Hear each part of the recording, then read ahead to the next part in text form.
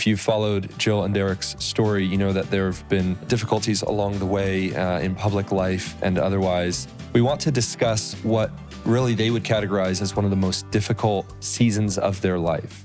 1 in 3 to 1 in 4 pregnancies end in miscarriage or loss. The doctor said, "I'm sorry." They said, "I'm so sorry." And of course, immediately, we start crying, and I was like, "No, this can't be happening." It's like a bad dream. Nobody prepares you for that. Yeah. I remember calling in tears to the funeral homes, asking, "Can you pick up my baby from the hospital?" And I told him, I said, it feels like, and I don't know what this feels like, but the sense that I had was like to having lost my child somewhere and I can't find them. And wanting them to come home and looking for my kid or whatever. We're gonna try and share some ideas for things and ways that people can help, whether it's a relative that's walking through it or a friend. Things that helped us where we found out about some laws that we didn't know existed before this. Things that we hope that will help you. What's going on, guys? Welcome back to another episode of the Ginger and Jeremy podcast. And we have back with us Jill and Derick again to discuss a topic that I think will be very, very hope-filled, difficult at points, but ultimately encouraging to all of you. We want to discuss what really they would categorize as one of the most difficult seasons of their life. If you've followed Jill and Derick's story, you know that there have been difficulties along the way in public life and otherwise, but this one is really at the heart of some of the most challenging times of their marriage and their relationship together, but they've come out of it with hope, and so we want to talk to them about that today. Yeah, so we want to start out, Jill, just by asking you, what would you want people to take away from this conversation today? Yeah, I think that people can oftentimes get scared off by the concept of loss, or maybe they're just burdened with their own heavy life and topics and all of that. And it's just one more thing that you're going to hear that's hard, and that reminder of how life is hard. So I would just say, if that's you and you're worried about hearing about another hard thing going on in somebody else's life, that's okay. I want you to find hope in our story, and but also if you need to push pause and take a breather and save it for another day, that's okay too. Because I realize that, and I've been there, and I'm there sometimes. So yeah, but I think that 1 in 3 to 1 in 4 pregnancies end in miscarriage or loss. And with multiple pregnancies, oftentimes, one woman having multiple pregnancies, I think that can be a lot of women whose lives, a lot of families whose lives are affected by loss. And whether it's a grandparent or parent or sibling or aunt or uncle or whoever, we hope that you find some hope today in listening to our story. And maybe also we're going to try and share some ideas for things and ways that people can help, whether it's a relative that's walking through it or a friend. Things that helped us and things that we hope that will help you. Well, thank you. That's so good. In our last conversation, you guys mentioned how this season was really one of the hardest in your life as a married couple. Can you walk us into what happened? I mean, tell us the story of little Isla Marie and when you realized things had gone wrong. So we have 3 boys that we're raising, Israel, Samuel, and Frederick. And we had also actually had an earlier lost River, who we lost just before we had Freddie. And that was a super early miscarriage. That was still very hard. And growing up in a big family, I'm number 4 in the Duggar family. So I had been around a lot of pregnant women in our family culture. Ginger knows, lots of pregnancies, lots of women having babies, and which also brings lots of loss. But as we both know, anytime you experience loss yourself, it just puts things in a different perspective. And as couples, navigating that together, it can be really challenging. And as women, we are the ones experiencing, feeling the pregnancy. But the men carry a whole weight as well.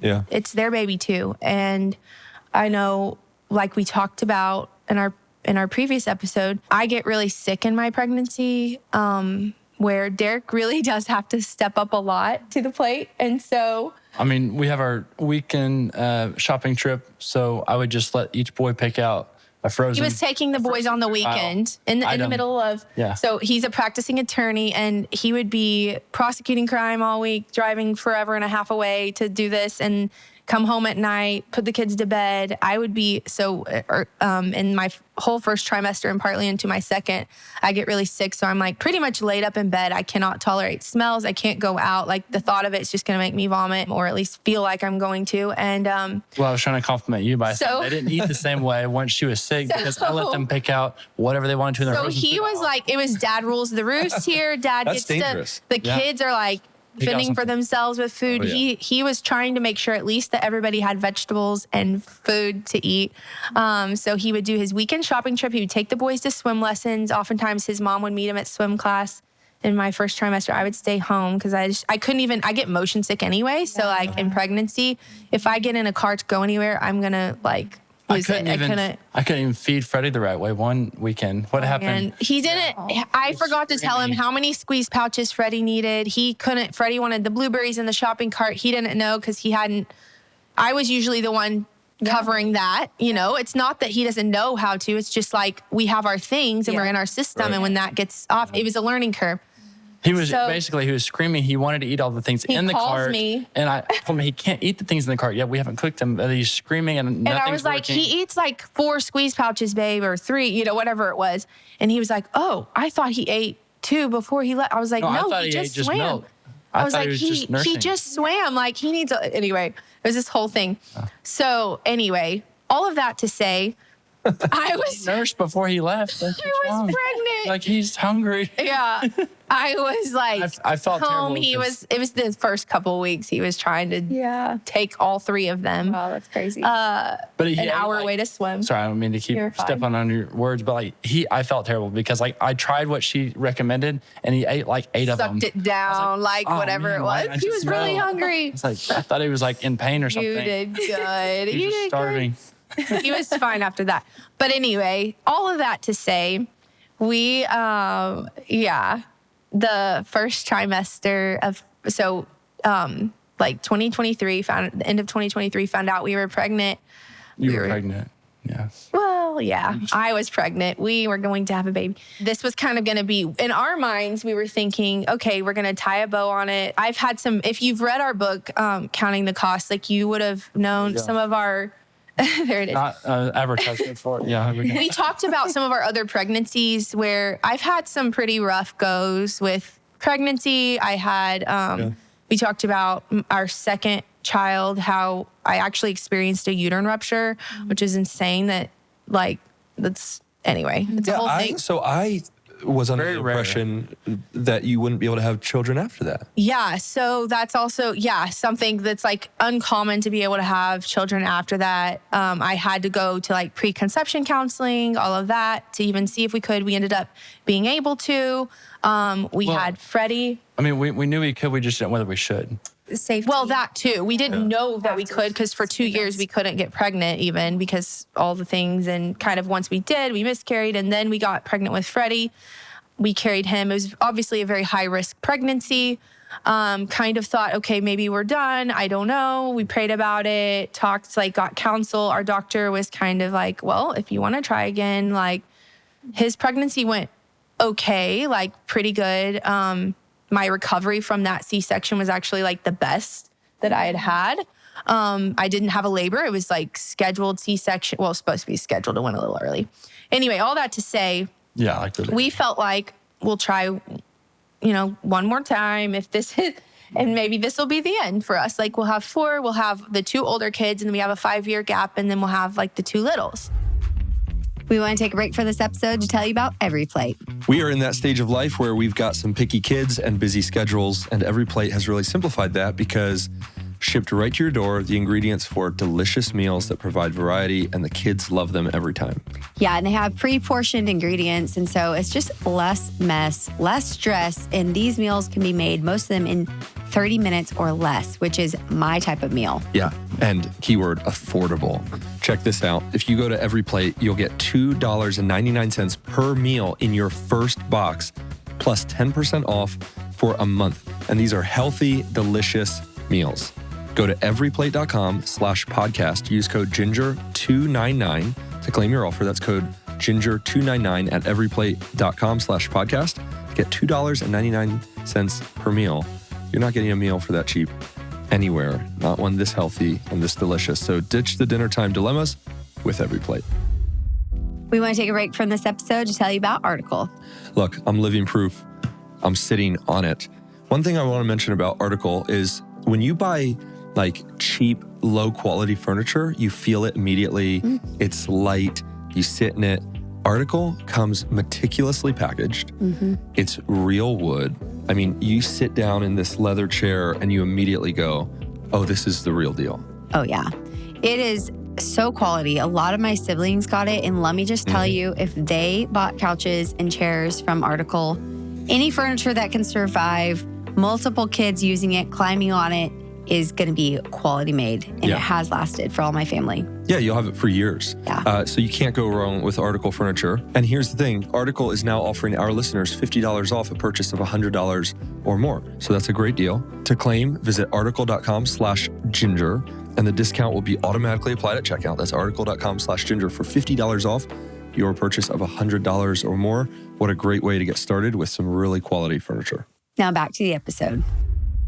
So when we got pregnant at the end of 2023, we were really excited. We told the boys. And of course, then boom, nausea hits in and I'm laid up on the couch for 3 months or so. Then everything was going along well. I'm having my appointments and checking my levels, doing all of my things.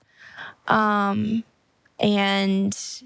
You were your own midwife at that point. no, I had an OB checking in on me, but I'm a little OCD when it comes to everything. Most of you probably don't know, but Jill was in midwifery school.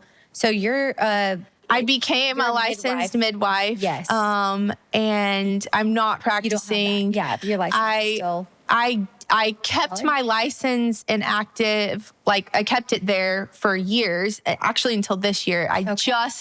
I didn't want to have to keep up with the requirements and all to keep my license up. You have to get like so many CEUs, so many like all of these things, of course, money too, but like all the things that I was just like, I don't foresee myself going. I love like birth and all of that, but right now where I'm at, I like kind of this side of maybe childbirth classes, lactation consultant, something along those lines. Yeah. That's a little bit more family friendly as far as the work schedule goes too.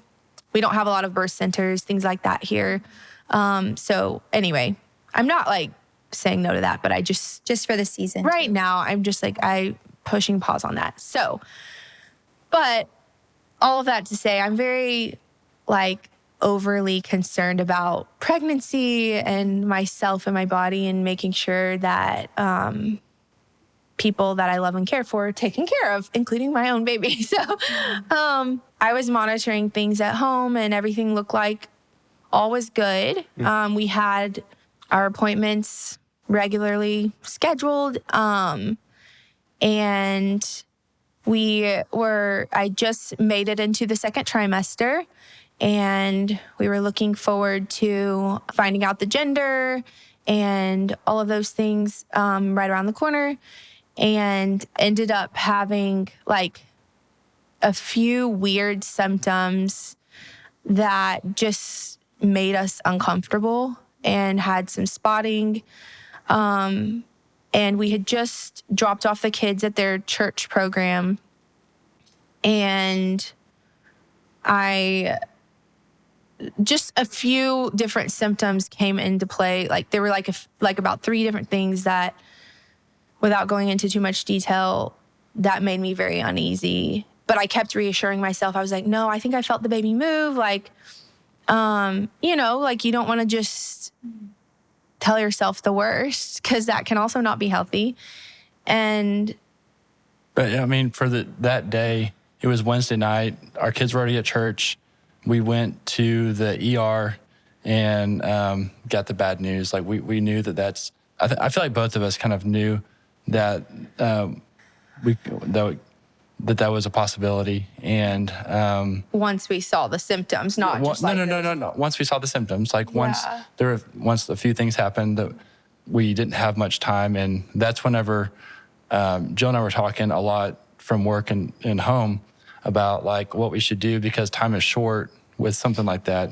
And she was asking me like whether we should do certain, like one thing or another. And I was like, well, just do everything that you think you should do so that you don't have any regrets. Like reach out about getting this birth certificate, reach out about I think, all the things. We're jumping ahead there, but without getting I think like, so we went to the ER. It was at that point that they ran all the tests. I also asked them to check on a few other things that I wanted to, like you had said, like we'll do whatever will help you have peace, and whatever you need to know right now, like, do I have this infection or that thing? Like these things that maybe aren't standard, but I wanted to know. I was like, I have to know for my peace of mind. Like, are there extra things that like, and you can't go back and find out that you can't go back and find out? Like, I want to know tonight, this or that, or in 3 days or whatever. So we had them run some extra tests. We had, we went to the hospital that was closest to us at that point. And the doctor said, I think he said, I'm sorry. They said, I'm so sorry. And of course, immediately, like, we start crying, and I was like, no, this is not, like, this can't be happening. It's like a bad dream. Yeah. He said, but I'm going to call in the ultrasound tech because, it was after hours and this was a smaller hospital. He's like, I'm going to call in the ultrasound tech. You stay here. We're going to double check. He's like, because sometimes, we can't get a good look at everything because this was just like the ER one. And so, of course, like, we knew immediately that we had lost the baby, and with the other signs and stuff that I was having. But then it became also where we had to make decisions, and that's where you were saying, like, just trying to make those decisions about, like, do we want to be induced? Can we, whatever, all the things. So immediately we called my hospital, which was about an hour away, which was like the bigger, better hospital that I go to. And thankfully, the same doctor was on call who had delivered Freddie, which was just another God thing. I felt like God was giving us peace in that. And she gave us advice, like, you can have all that testing done tonight, and I will follow up with you tomorrow. If you want to come in tomorrow, I'll see you then, or there were a couple doctors I was working with. And so that gave us enough peace to go home. But it also, going back to just the season of life that we were in, it was really hard, which I think a lot of couples can relate to. When you're thrown a curveball like this and your work and life is not flexible, like, trying to see, like, okay, if we're going to be having a baby, yes, not like a full term birth, there's still a recovery period. There's still like postpartum. It's still very medically involved. People see it different. They visualize that different. You don't get maternity leave. Like, Derick doesn't get 2 weeks off for paternity. It was this really weird place to be. Like, more sudden than you're expecting. It's more, yeah.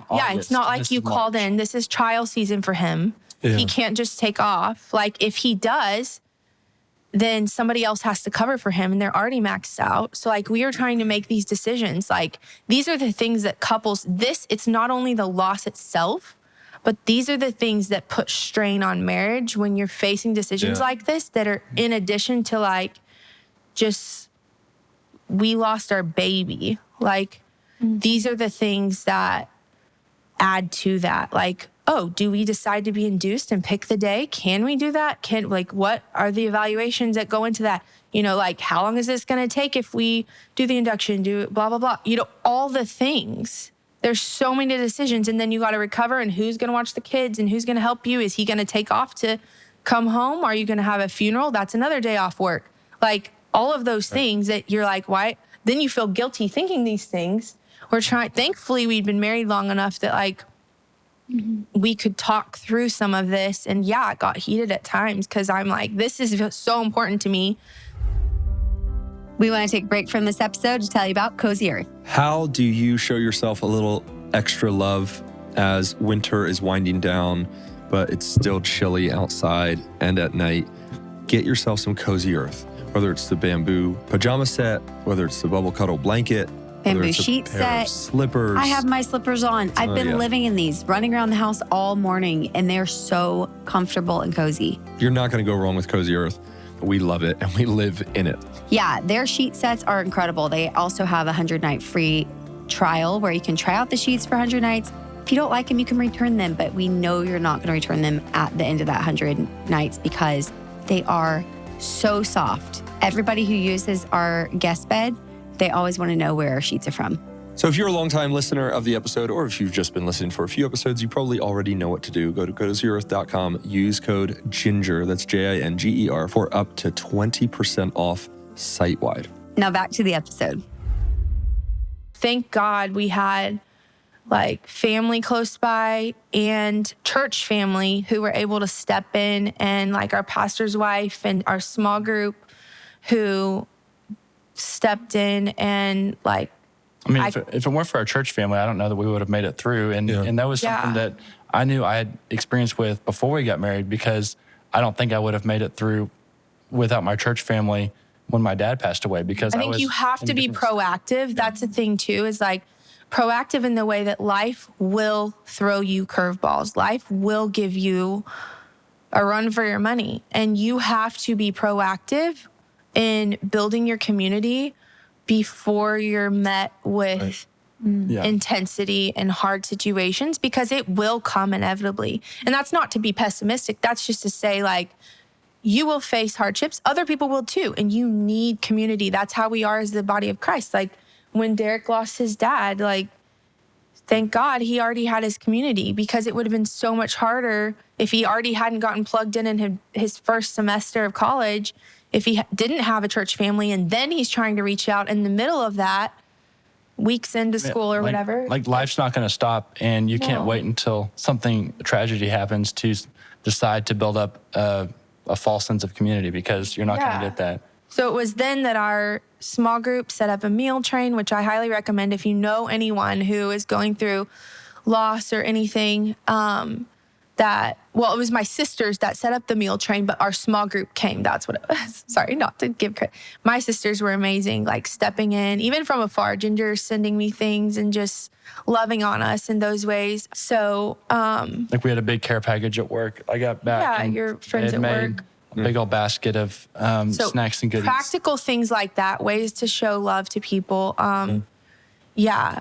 And then our pastor's wife coming over, and our pastor and his wife just helping us, like, even just like, so fast forward a few days, then once we delivered Isla, and I don't want to go into too much detail, but it was very traumatic delivery process. All of that I had, because of my history as well, had some extra layer of complications with that.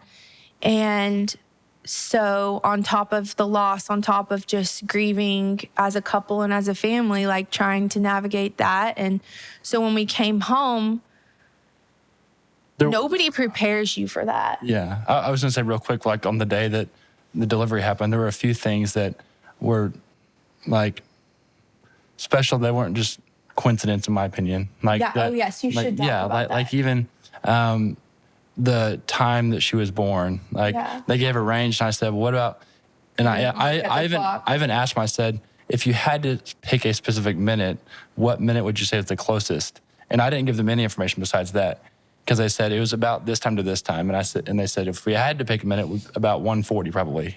But that was the time that I was born. So we thought that was kind of cool. That's so special. Yeah. Wow. And March 19th is her birthday. And then And March 9th is my birthday. So just with the one added. So In those early, semblances. yeah, and that is special. And those little providences that I think sometimes the Lord arranges, maybe to tell us he's to show us how much he cares about the details. What did the grief look like for the two of you in those early seasons, early stages of grief? And how did you two grieve differently? I mean, it must have impacted you in a way that maybe it impacted you differently, Derick. I think it's kind of going back to what Jill was saying. It's harder once you get home and people in their minds think that all the events have happened. Now you're just left with you and yourself and your emptiness. And that is what is hard that I think Jill was referring to, that people don't prepare you for. And I, as much as I could, tried to assure her, I want to be there with you. Like, I want to. Well, because it was hard. So we found out that we lost her. And then he took off. They were like, take off the next day so you can go to that appointment and the ultrasound. And, he texted his coworkers and all. They were like, we're so sorry. Well, then he had to go back into work, like, before I delivered her. So I'm like freaking out, like, but he was like, well, I would rather him be off delivery day than, another day. So like, we're even navigating that. And I'm texting my neighbor, hey, if I have to go into the hospital, like, can you watch my kids? And like, like all of these things that you don't think about that just adds stress and it's hard. But like, he went into work and he's like, I really feel like I just have to, like, as far as grief goes, like, check into work, focus there. And he's really good at that. But like, it was hard, I know, for him too, to check into work and then know that I'm at home. But we tried to communicate as much as possible. Like, if I could text him and he could take a minute to read a text on his lunch break or whatever, I'd be like, hey, like, I busied myself. And that's how I got through was, and I would encourage other people, if you're walking through this, because a lot of times there is a period of time between when you lose the baby and you find out you've lost the baby to when you deliver. And for me, I'm a doer in that way. And for me, it was really helpful to busy myself with things that applied to the delivery, to making decisions, to getting footprints, to getting all the things in place that I needed for my headspace. And call me crazy, overdrive, whatever, because I think that's a natural instinct for us mothers whenever it's nesting. I mean, that's what you're doing. You're not bringing home a baby, but like, it is nesting in its own way. I think it was hard too, like doing juvenile law and having filing cases where you're trying to take parents' rights away from their babies. We did talk through a lot of those nights. We talked through a lot of that. And it's hard to not be angry. I can compartmentalize in some ways, but otherwise it's very difficult. So like if it's hard to be angry in some respects, and you're either talking to like an abuse survivor or you're talking to someone with DHS, but working through a case with infants who, are fine and not fine, but like you're dealing in cases with babies a lot, and those are particularly difficult after that. And so like the contrast of him fighting for people, fighting against the system, people who, not against the system, but helping victims and just get very jaded. Like one of the early cases that came back around a lot around this time was like there was a baby murder case. And I think cases like that are hard. Would it make you angry because all you wanted was to hold your child, and here parents were essentially by their behavior letting theirs go? Yeah. Is that what made you angry? Or not showing up to court to like fight for their kids at all. Yeah. Like they just don't even show up and the kid goes to whoever. And like, and here, loving here you parents. Are valuing life so dearly. Yeah, and like while he's in court, obviously fighting for kids, fighting for families, fighting for, he had some very happy things too, like adoptions and those happier moments where it's still trauma, but it's like you're getting to see the happier side of it.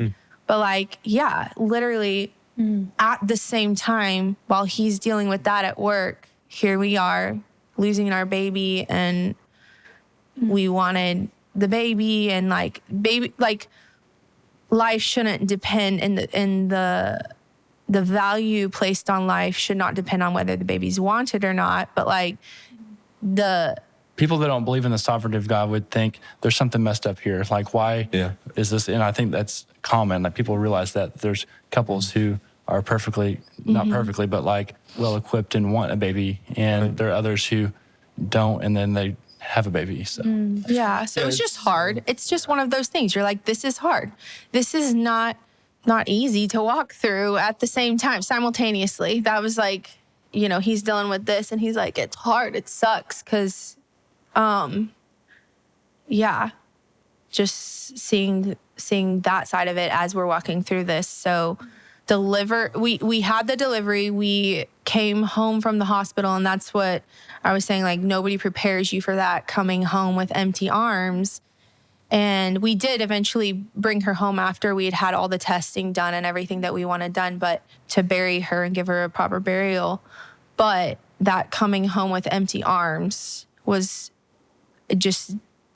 When you're leaving the maternity ward, it was, and you want to have a baby with you. You come home and you're like, I've brought another baby home to the hospital, like 3 babies home. And we didn't know what to expect, honestly. Our pastor and his wife had said, like, if you need us to come, like, let us know. We're like, okay, we'll let you know. Like, we were just like getting through the moment, preparing. And thankfully we'd had a few days to like look into our options, get things in place that we wanted in place, which we'll go into more in a little bit. But like, there were so many things that, thank God, we had more time to kind of research. And that's what I did, was like, I researched like top to bottom, and Derick was like, even as much as he could, like, so I'm so grateful, because I would text him about something and he would be like, I'll look up this law, whatever. And so like using our gifts and our skills to hopefully help other people as well, where we found out about some laws that we didn't know existed before this, that now we can help other people. But anyway, fast forwarding. So the day we came home, we just walked. We had a friend who had just dropped off dinner, and I remember just like crying in the driveway and just bawling my eyes out, and like, this is not the way it's supposed to be. And I couldn't even walk. Like, my legs were so heavy, and like, obviously the emotional side of it, like, you're just like, I could walk, but like, it was just so like, just my legs were so heavy. I just felt like almost like I was going to pass out, because it was just so much. And like, I had to have help doing everything, because it had been a lot. Like, there'd been a lot. You still had a procedure, like you're still having to recover from the blood procedure. Yeah. Like, it's postpartum. Like, you need help. And for anybody who doesn't think it should be, I mean, I think that women should be given a period of time off if they've lost a baby, just like they have if they've had a full-term pregnancy and delivery. Like, you may not have the same exact process, healing on the outside or wounds or whatever, but your body still has to recover. I couldn't lift things. I couldn't, they're like, don't lift anything over 10 pounds. Well, I have a 3-year-old who still needs diaper changes. Like, I had to have help for weeks with things around the house. And so, at the time it was really hard, because Derick was torn, I think, too, between, we would talk as much as we could in the evenings about just before he went off to work, but it was also hard for him to like shift, I think, back into like the grind in the morning to go back to work and all. But we talked a lot about just that process, and thankfully we had help. And your mom was there to help a lot. My mom came and stayed on our couch and was there to help me make me soups and take care of the kids. And then, we had friends who were bringing meals, which was amazing. And then we planned a funeral, because that was something that we really wanted. And I felt like it was like, no matter, I think anybody at any stage of pregnancy, you can minimize it. You can say, oh, you're only this many weeks, you're only that many weeks or whatever.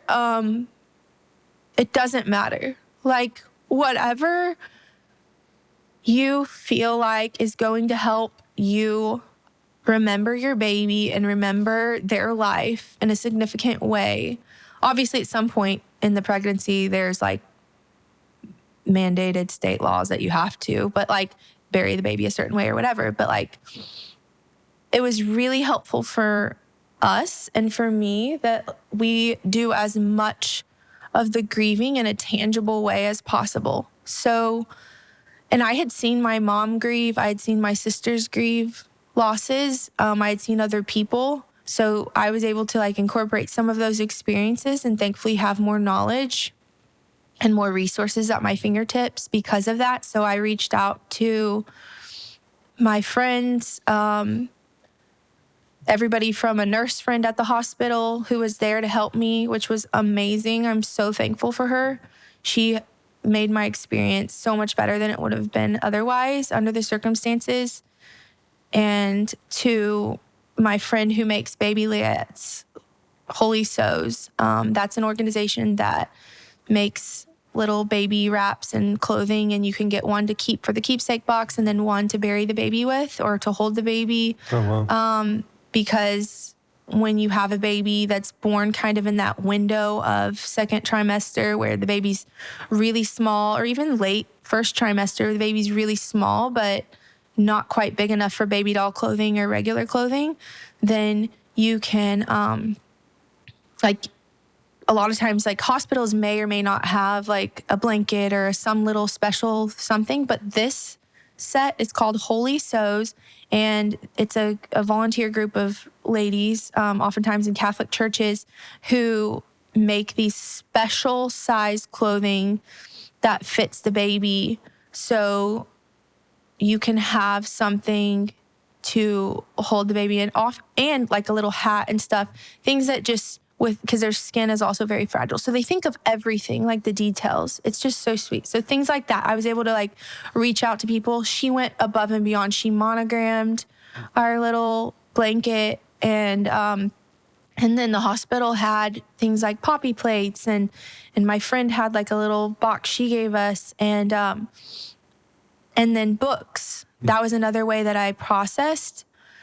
But doing things together as a family. So we went, the cemetery that we buried Isla at, another thing you can check into, most cemeteries have a babyland area, which a lot of times they will offer, regardless of the gestation. It's like a year and under. So like any time through pregnancy up through 1 year old, they will oftentimes offer a plot for free to babies. All you have to pay is the opening and closing ground costs and buy your own vault. And that's how it was at this cemetery, which I think a lot of parents don't know about. I had friends that I talked to who didn't know this, and multiple places will do that. Also, I called around before I even had Isla while I was pregnant, immensely hard. I remember calling in tears to the funeral homes, asking, can you pick up my baby from the hospital? And because I was an early enough loss that it was like, I'm trying to figure out, like, I don't want her to get lost in the shuffle. And like, after testing, what are my options for cremation, for picking her up? Do I want her, do we want her cremated? Do we want to bring her home? Like, what are those options? They assured me, they said, we have a cost that's like way cheaper than normal for stillbirth or early miscarriage, or even, they said, even the funeral home that I called even said, like, it doesn't matter how far along you are. So I was able to pass that information along to a good friend of mine who had a miscarriage, whose husband was in the military, and she was able to go get her baby cremated when she couldn't have a place to lay her baby to rest. She was able to take her baby, home, and unfortunately not the way you want to, but be able to self-transport the baby to the funeral home and then have her baby cremated so that no matter where they move, they have their baby. So things like that I'm like, these things are things you don't want to have to think about, but when you're presented with this, these are the things that can make the difference for you. And I told Derick, I said, coming home without our baby in our arms, I was a train wreck. Like it was like nothing I've ever experienced before. The sense of loss and just like detachment from this piece of you that like you really want to hold, and all those nurturing things about you as a mother. And I told him, I said, it feels like, and I don't know what this feels like, but the sense that I had was like the closest feeling that I could feel to having lost my child somewhere and I can't find them. And wanting them to come home and like looking for my kid or whatever. And like, I obviously, like, I know it's different, but like if you had lost your child or whatever, like that was the feeling, the utter, like, just like feeling that I had where it was like almost like inconsolable, but like I knew I was resting in Christ and in his, like, I might not be resting too much right then, but like I knew that he promised to carry us through. Mm-hmm. Did I doubt it? Maybe some at that point, because I was like really, really struggling, but as I was like crying and rocking in bed and Derick's holding me and we're talking through it all. And it was at that point, I think that I was like, I don't have a baby to hold. Like I'm feeling all these things and like in pain and like feeling very postpartum. But like, then, we called our pastor and his wife to come because we were like, okay, we need them. We need them to come pray for us, just cry with us, just be there for us. And that was really, really helpful. And so I think going back to like having that church family, Jeremy and Samantha, our pastor and his wife, were, vital in that period. And then they came and checked on us like multiple times in the next few days and brought flowers and just like, even if it's just for a little bit, just the checking in, and not, hey, how are you? Like that is like not what you want to say. But like things not to say. I don't know. How are you? How are you? It's like, what do you say? Like, I'm terrible. Like, honestly, but better would be like thinking about you today, praying for you. Stuff that doesn't require a response sometimes is helpful. Yeah. Thinking about you, praying for you, love you. Mm-hmm.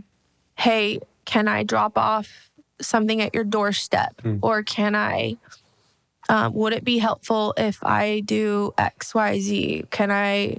like specific things, not just what can I do for you? You have to be close enough to earn that, because some people are just curious, I feel like, and want to like be nosy. Thankfully, we didn't have a lot of that, but...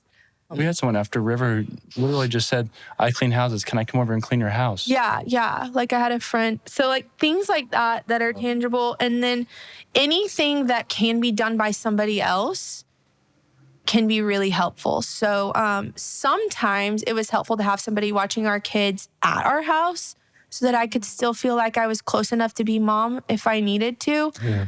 And sometimes it was helpful to have a 2-hour break where somebody took the kids somewhere else and I could just take a nap.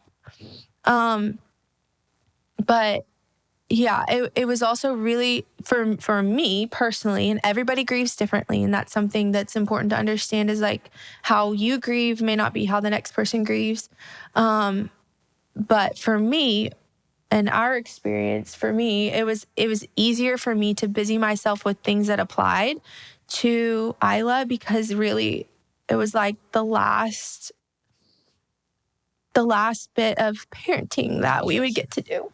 Yeah. It was the last thing that I could do as a mom or him as a dad, to like be the mom, be the dad, do the things, she won't be toddling along with us to go fishing, and she won't be in the little baby backpack on our backs as we're walking along on family walks. But like, what are the ways that we can also show our boys and incorporate? I mean, they knew we were pregnant. They knew. They were bringing me they were taking good care of me, you know, while I was sick in those months leading up to the loss. They had little menus they had made me that they were making my foods and all of these things that we ended up saving, and we even incorporated okay, but all of that, sorry, I'm like rabbit trailing here. No, it's fine. But It's good. I'm just a very tangible person anyway. And so literally, I looked up, you're kind of on a time crunch too. That's the other thing that's really hard with funeral planning and all of that. So I would ask, like, if you can, especially if you're cremating your baby, but also if your baby is going to be in any kind of like, have the ability to wait like at least a week or whatever, where you can get some things in place. Like, don't rush yourself too quickly. Family, friends, people want to make plans, all of those things, but just breathe for a minute. As hard as it is, Google, make a list of things that are important to you. For example, we were able to order these little seed packets for Isla for her funeral, with her name and like a little heart. I should have brought one, but with like a little heart, so that people, like, it meant a lot to us to have something for people to take home, whether they planted it or not. It was little seed packets to like remember her by. Things like that. I was able to like gather up. Because it was springtime, so it was incorporated into what would be useful for people to like gather up toys to make like a little baby display thing at her funeral. We were able to take time to, the boys and I went shopping once I was able to be up and around, like to go get flowers that we then made her own little casket spray with false flowers. And we went shopping together as a family to get, because we were buying a vault to put her in. They said, well, because of her gestation and all that, you can use any box as long as it goes inside the vault. So we got matching boxes, and my mom had actually done something similar when she lost my youngest sister, Jubilee. We just went to Hobby Lobby and got a little box that her body could fit in, and then got a matching one that was a little bit bigger for like a keepsake box to put all of her things in. And we did that as a family. And as weird as it sounds like for us to remember those moments, like we took pictures of that as well, which... Well, and to remind our kids, like all along the way, there have been things we've mentioned that we want to do to bring value to life. You can always delete pictures, but that's another thing is like, do not feel guilty about taking pictures. Take pictures of their hands, their feet, the little baby, anything size-wise, all of those things, because you can't go back and get those. If you have the option to take those, like, do that, because you can always delete them, but you can't go back and get them. We even took some discrete pictures where you can't see anything, but we know, like, here's our baby. And that's where another thing, the holy sows, like layettes and all that come into place, because it gives you something pretty, something specific. And for Freddie, who's younger, he's not going to remember it. So having the pictures for him reminds him that he's an older brother. I was going to ask about the boys. We have a picture on our wall. Like, we have several pictures in our house. And the books, even before we lost Isla, we had the books to talk about, pregnancy stages. We watched the videos every week. We watched the baby videos. Hey, mommy, is it time for another video? Every week it was a weekly routine. And in like holy sows, in any way that we could recognize that no matter what the gestation is, a life is a life at conception. That's why and just briefly to mention, probably the legal test that I abhor the most is just like the viability test. That is when that's what would define an abortion. And science changes. So like, if truth is truth, then what's viable now doesn't cease to become a life whenever it wasn't viable a few years earlier before science caught up. There's something about Christian history that is really beautiful here. Even as you guys have honored Isla and you've honored River with the funeral even, and demonstrating like there's dignity to human life, no matter its age. And I was reading about early Christians in Rome during the time when exposure was legal, which was their form of abortion. They obviously didn't have the technology to perform in-womb abortions, so they would wait for the child to be born, and then they would decide, and it was typically the father, if they would keep the child or not. And if it was a girl, the girls were killed most frequently, but to get rid of them, they had a practice called exposure, and they would just leave the child outside. They would either leave it on their front doors in kind of the slave quarters, or they'd put it at the foot of a foothill or something. And the child would die from exposure to the weather, or coyotes, wolves, whatever would come and get the children. And what Christians would do is they would have this practice where they would just walk around the streets at night, and they would gather the children that were exposed. Like the firefighter boxes now, basically. Yeah. And they would take them in. And the beauty about the Christians is they would adopt the children as their own, even though often these children were slaves. And so in the society, they had no dignity. And the children would grow up not knowing any different that families. But for the children that were already too exposed and it was too late, they would grab the children, whether they had passed or soon passed afterwards, they would bury them. And they would take them down to the catacombs and give them a proper burial. And this is actually where we get, we say rest in peace, because the Christians would write on their little graves, in pace, or innocens, which is really beautiful, the innocent.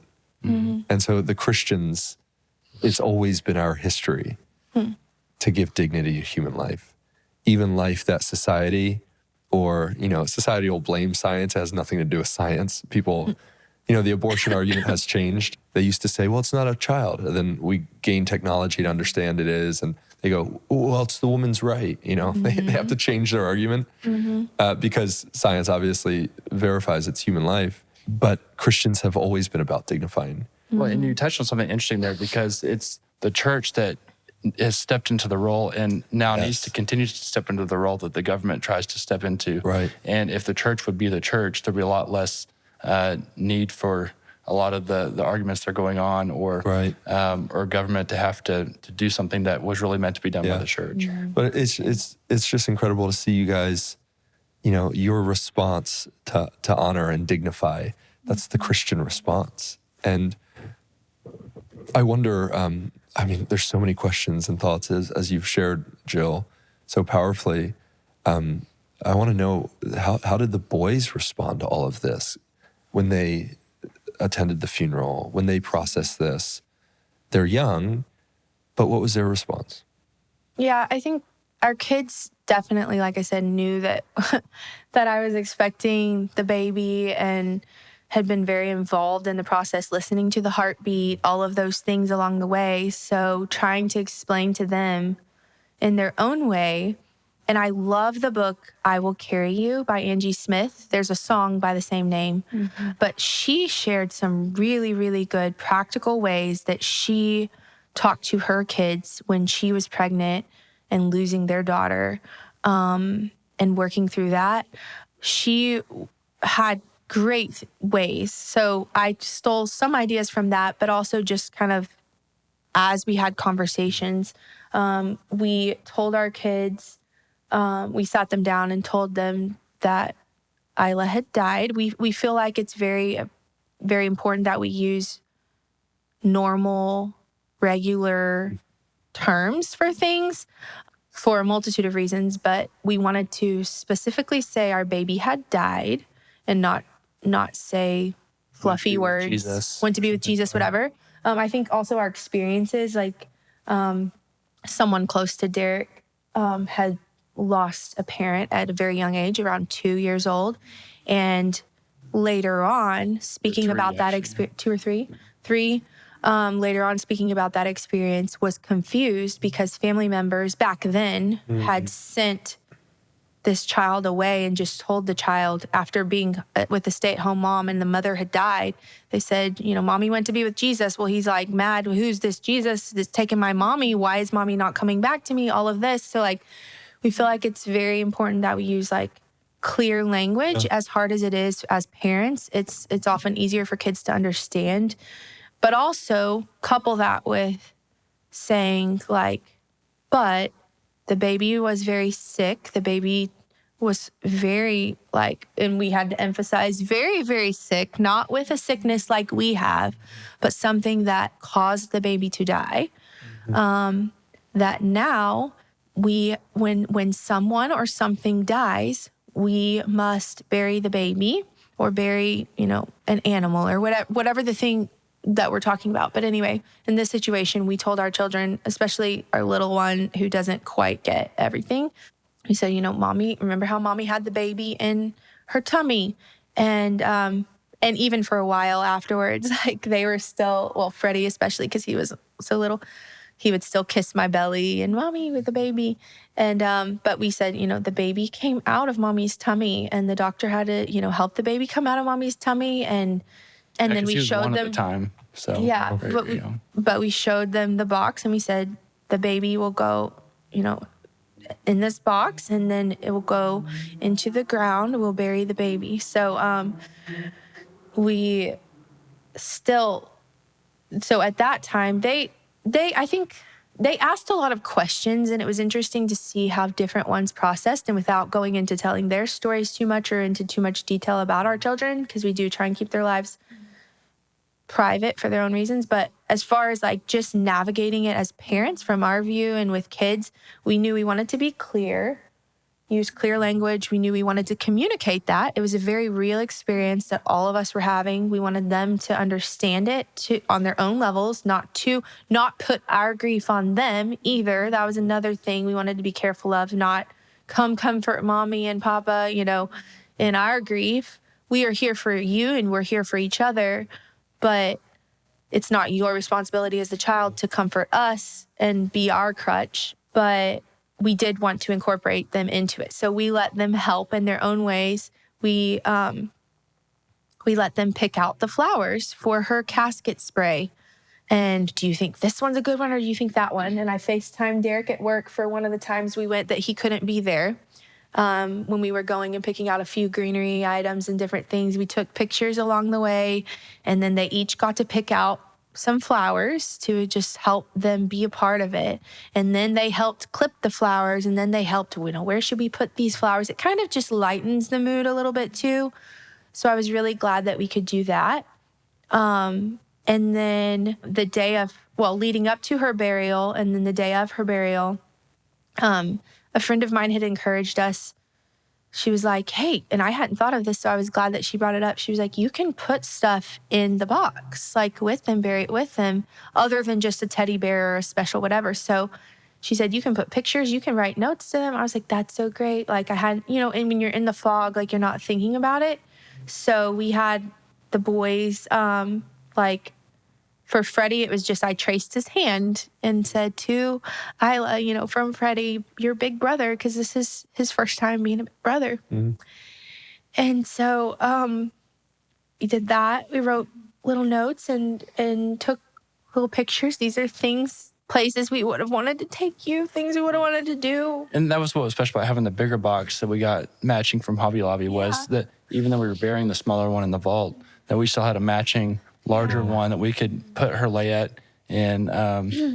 We got pictures with the empty box with the kids. We got pictures with certain stuffed animals that people had given us or that we had gotten. It was Easter, so around Easter time. So bunnies are a thing with Isla, where that's our little sign. Anything spring related, bunnies for her.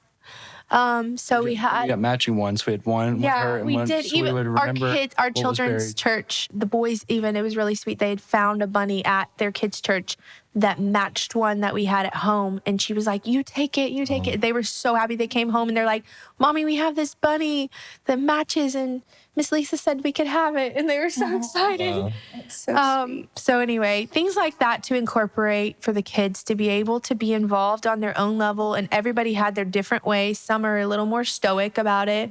And, but from fourth grade down to 1 year old. So differences in the ages that you're processing. They're not going to process the same way. They're not going to always, and they're boys too. So that's its own dynamic. So they weren't always, everybody's going to be different in the way they process and the questions they ask. But there were a lot of questions. So we tried to involve them in all of that. And then I felt like for us, it was really important to have the funeral, to have the burial.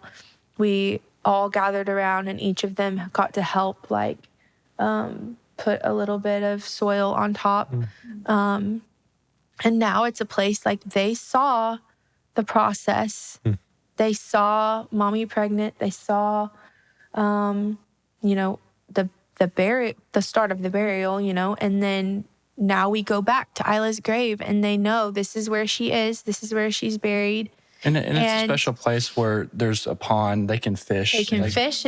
They can go. Yeah. And the lady told us there, she's like, come, we're overstocked. Come fish. So, like, if they have something to do when we go there too. And yeah. We've eaten fish this year from that cemetery. So it provides a lighthearted thing too. Sweet.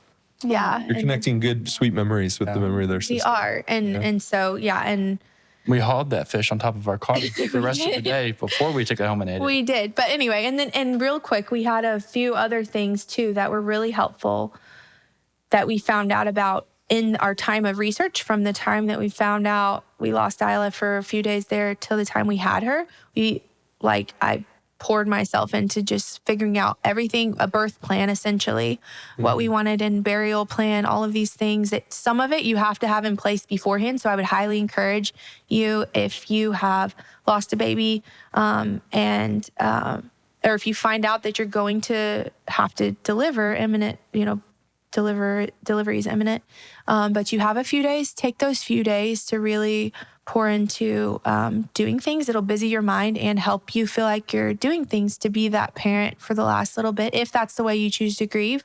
We were able to find, and Derick helped find in Arkansas, even some laws. Yeah, and there's other laws in other states that are probably very similar, but here it's Paisley's law, so you can get a tax credit, which it's not about the money, but it's about a law that recognizes the fact that this is it was a validating thing that validates you in realizing that this is another child that you have given birth to in whatever way that is. But you have to get that like you have to get the stillbirth certificate, which you have to have on the delivery day at the hospital. So a lot of and in Arkansas, it is available to anyone who has carried a pregnancy past 12 weeks. So even if the baby is measuring smaller, you can still apply for and get that stillbirth certificate, which is different than a death certificate, different than a birth certificate.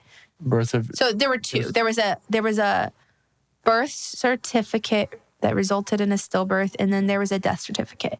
And so, but you have to notify your doctor before you deliver. So that was something that if I hadn't looked it up, I wouldn't have known that. And then that will allow you, once you get that, then you can apply for the death certificate, and then you can get the credit, which it's more about the seeing your baby's name on something, seeing your baby existed, seeing like when we got that in the mail, I mean, we both cried. It's like, it's just like she was here. Like we have her certificates just like we have the boys' birth certificates. Yeah, we have it. Like it's something that is tangible. Anything that's tangible that you can hold on to, that you can touch, that you can, I don't know. It's just, there's something to it. Anybody who's lost a baby can relate to that, and just like knowing that. So, and like you mentioned before, just doing the things helps you feel like you're fulfilling that last role of parenting. Yeah,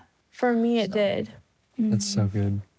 I think you guys, I mean, it's obviously still hard, and I know these conversations are difficult and impactful. Sorry, we're just gonna ramble. But the beautiful thread through it all is, you guys are giving such practical wisdom, like really just practical wisdom on what to do and how to go about it.